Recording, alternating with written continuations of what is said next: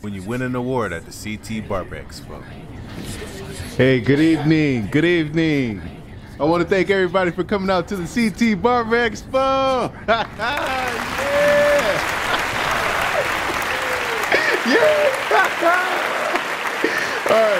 All right, okay. So first off, we're gonna announce the YouTube Sensation Award. And the YouTube Sensation Award goes to... Man, seriously, out of all the things that I love in life, I swear to God, if they give it to 360, Yeah, he's a loser. He's a dude. Yeah, he's a loser. 360 Jeezy!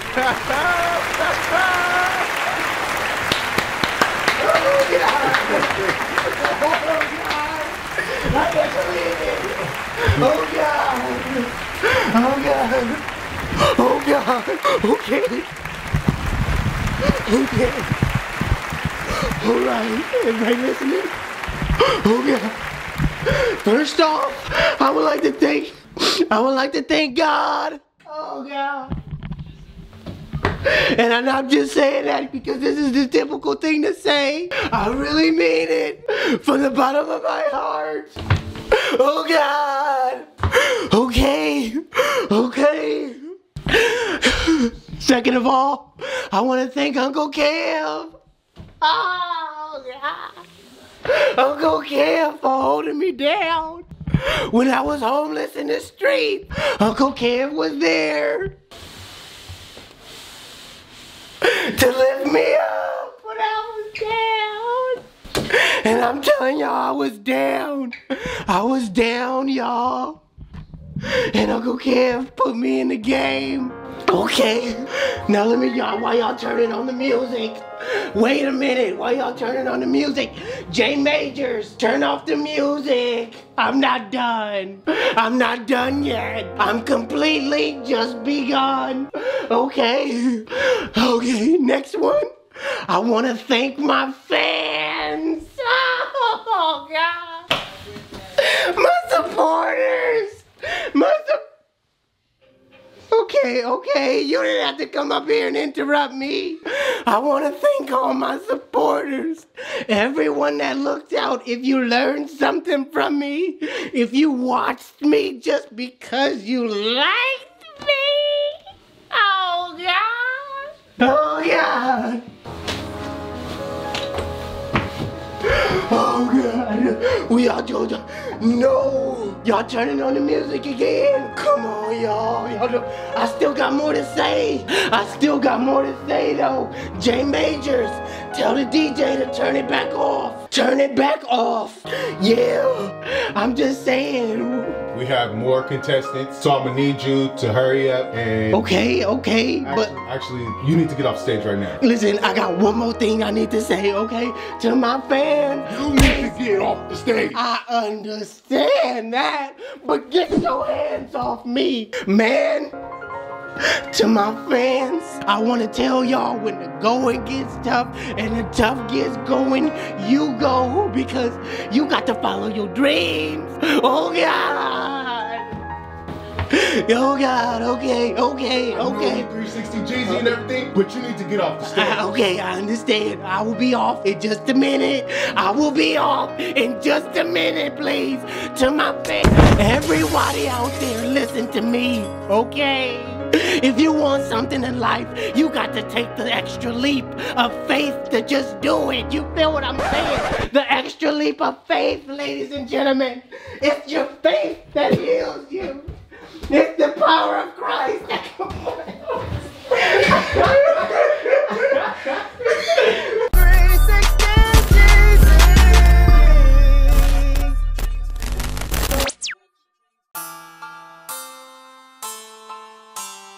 HustleDreamProduction.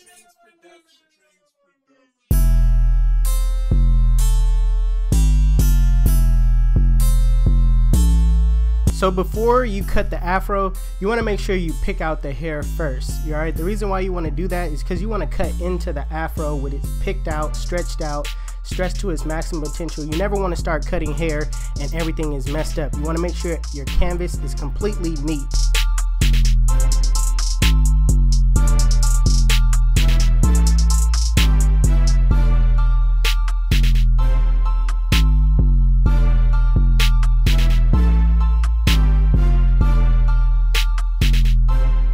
first step I'm gonna take is using my Babyliss Gold trimmers to set in my bald line. Now usually I set it like I'm lining my client up, but this time I'm gonna reverse the clipper and go upward. That way I don't set in a harsh guideline. So what you want to do is make sure that you put some type of unique curve to the blend. That's what I like to do.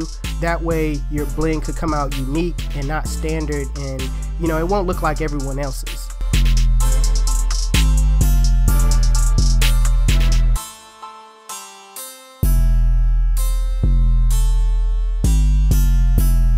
Using the Babyliss Gold FX with the lever open, I'm gonna set in my next guideline, and I'm going up about 1 inch, but notice how I'm using my corners, and at the corner where the hairline is, I only went up about half of that inch.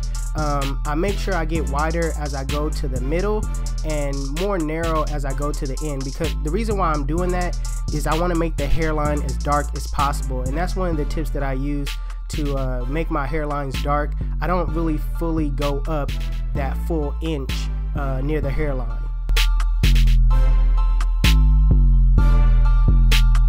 So with the one guard open, I'm going up about 1 inch, and I'm not going to use that same method because I think the one guard is long enough to leave that hairline dark.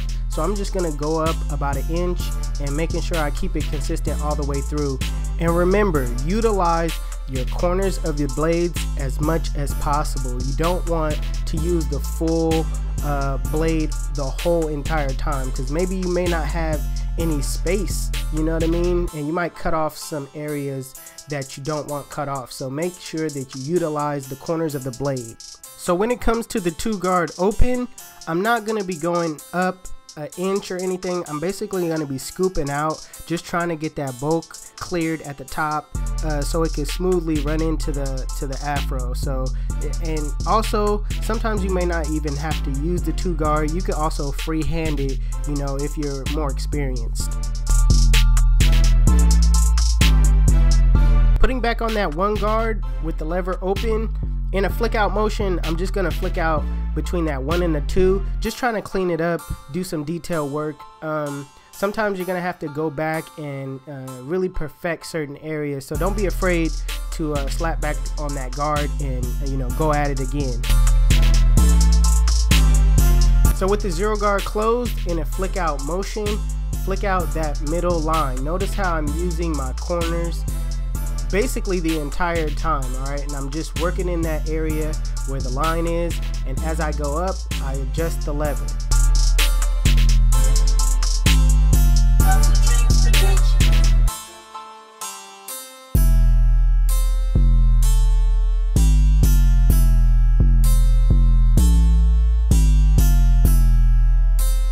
So in some cases, the 0 guard close just doesn't take everything out. So what you want to do is, with the lever open, kind of, you know, with the corners of the blade, kind of just, you know, take out some of that bulk that you see.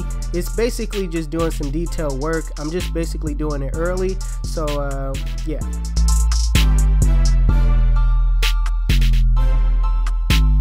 Now with the lever closed, in a flick out motion, flick out that bottom line.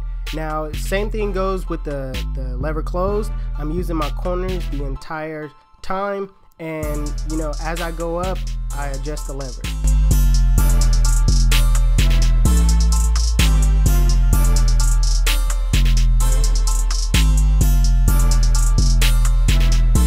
So here's the part where you take a look away just for a hot second, you know what I mean? You don't have to be too long. Come back and start doing your detail work, okay? Use your corners as much as possible in areas, you know, that you use the 1 guard, put on the 1 guard. Right here you see me switching up the angle, because a lot of times in my videos you guys are getting to see the dead center, you know, of the cut, and I'm always off to the side. So this time I say, you know what, I'm about to switch up this angle and have me dead center, and you guys for once can see what I see when I'm filming these videos. Alright, it's not easy. Alright, so I said for once I'm about to see dead center in the middle. I'm about to really go in on this cut. So that's just what I did right here. So as far as the back goes, it's the same step. I'm putting in my bald line using my Babyliss Gold trimmers. With the Babyliss Gold FX, with the lever open, I'm going up about 1 inch. Same thing with the one guard open, going up about 1 inch.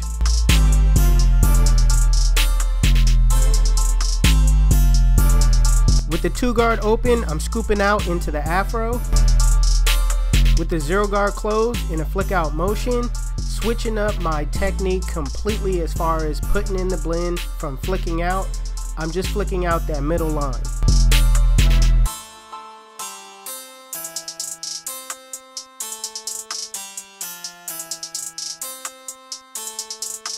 With the lever open, just cleaning up that area that the 0 guard closed couldn't get.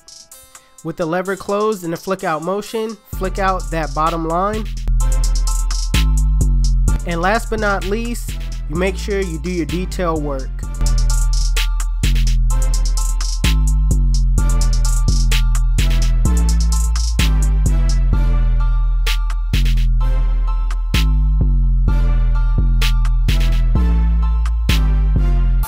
So just a tip that I like to use when shaping afros, I like to spray my hairspray all over the fro before I start cutting. That way the hair is stiffened up, it's hardened, that way the hair will not move at all. Now you don't have to do this, but this is just a tip that I like to use. That way it's a little easier on me. Then I go behind it and blow dry it, make sure everything is dry. And you see how the hair is not moving at all, it's just stiffening up. That way when you come behind with the 0 guard closed or your balding clippers, however you shape the afro, it'll just stay in place. Another tip I want to tell you guys about starting your afro, it's always best to start at the bottom and work your way to the top.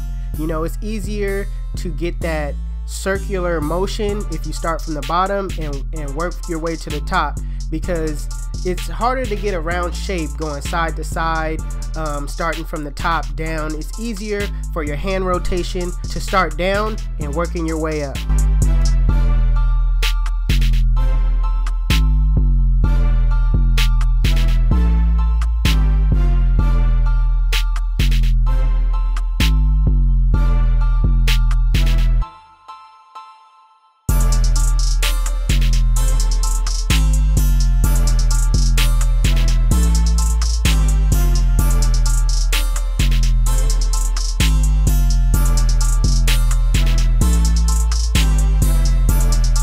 So here's another tip that I have for you guys. I'm just hitting you guys with plenty of bars in this video. I like to knock down the front line shorter. That way the lineup can be more crisp, all right? I like to do this with wavers as well. Knock down their front line. That way there's no hangover and you're not, you know, you get to see the true natural line this way.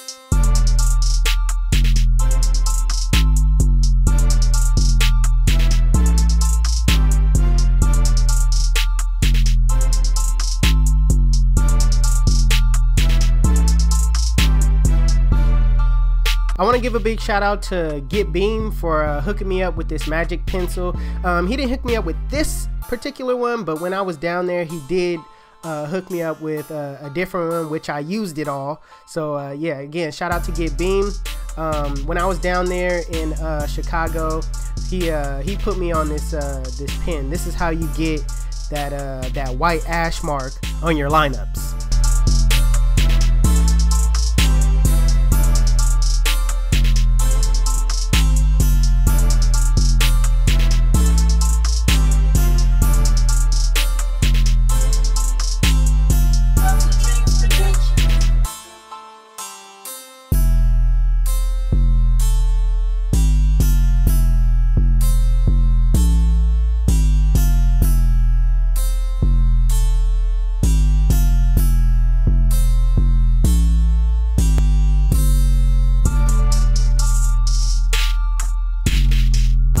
YouTube, this is the cut, and if you like it, make sure you give it a thumbs up.